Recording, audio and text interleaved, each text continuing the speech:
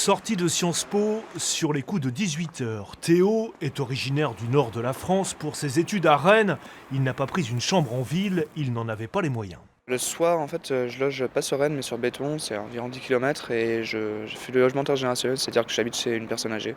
Qui s'appelle Georges Guédon, c'est un petit monsieur super gentil, de 81 ans, et c'est une chouette relation qu'on a ensemble. 20 minutes de bus, un peu de marche à pied, et nous voilà donc chez Monsieur Guédon. Ce soir, c'est un peu l'heure des retrouvailles. Théo vient de passer 15 jours en Inde La journée fut bonne. dans le cadre de son master d'urbanisme. Il fallait poser mes affaires, et puis après, si vous voulez, on pourra discuter un petit peu. On va aller- Je vous ai toujours pas raconté mon voyage. Je lui dis, mais tu es une étoile filante.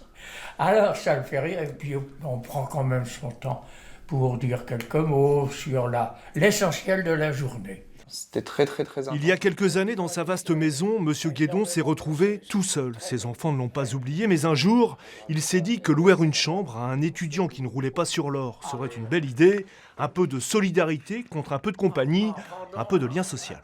Vous voulez un petit peu de pain avec? Discuter avec Théo, c'est une façon pour moi de prendre conscience ou d'être informé de l'état d'esprit des jeunes. Il porte avec lui quand même toute l'image de la société.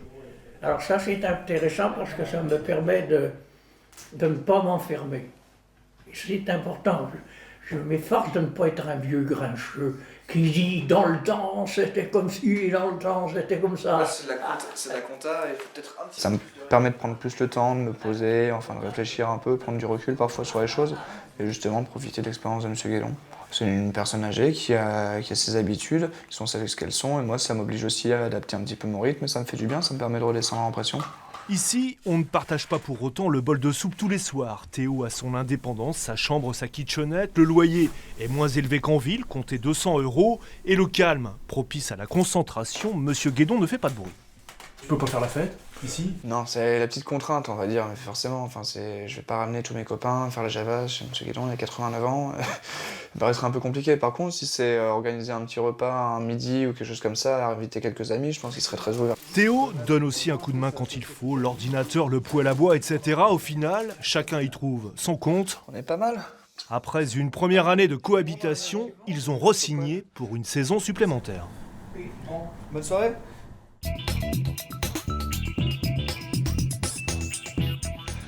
Anne-Marie-Kathleen, bonjour. Vous êtes l'une des animatrices de l'association La Maison en Ville qui propose des solutions d'hébergement aux étudiants. On est très fort en Bretagne, mais ce n'est pas nous ici qui avons inventé le concept de logement intergénérationnel. Ça date de quand? Ça nous vient d'où cette histoire? L'idée du logement intergénérationnel est née plutôt en Espagne à la fin des années 90. L'intérêt, les prises de conscience en France ont plutôt émergé à partir de l'année 2003, après la canicule et des constats sur l'isolement des personnes âgées. On a compris le concept, loyer modéré en échange de services. Loyer modéré, ça veut dire quoi? Service, ça veut dire quoi? L'enjeu principal, c'est de lutter contre la solitude. Donc l'étudiant, il sera là pour la présence. Donc sa présence conviviale, c'est plutôt le soir, une présence rassurante la nuit.